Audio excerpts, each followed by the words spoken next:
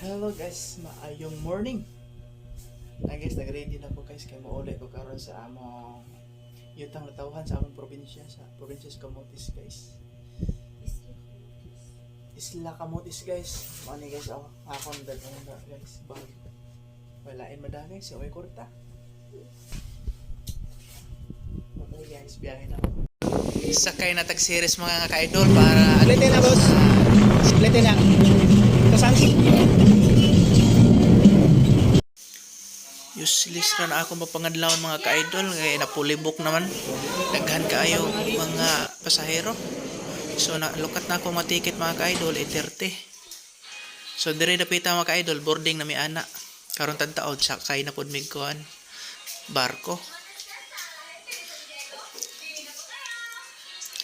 Kini mga ka-idol, padong nako sakay anas barko. Aircon among napili kay wala na may bakanti sa dili aircon man lang so mag aircon na lang taan bisag ko'y kwarta. So excited na ako mga ka-idol nga mauli.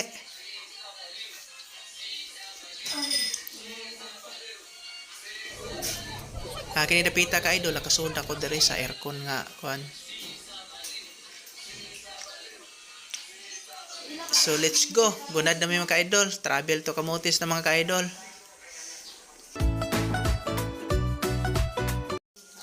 So di ana mga ka-idol, abot ako sa pantalan sa Consuelo mga ka-idol, Camotes na ni mga ka-idol.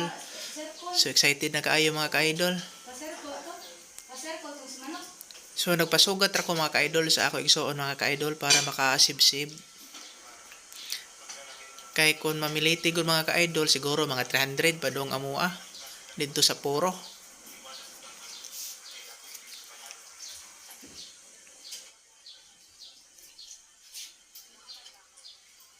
So mauna ni mga ka-idol. Ako ang manghod. XRM Monte na amua. Sa English mga ka-idol. Parating. Mauna ni mga ka-idol ako manghod. Shout out ni mo Denmark Suscano. So adtong biyahe na mga ka-idol. Padong Poro. Sa akong yutang natawhan mga ka-idol. Napagatpatan nami. Boundaries sa San Francisco og Poro. Limuta.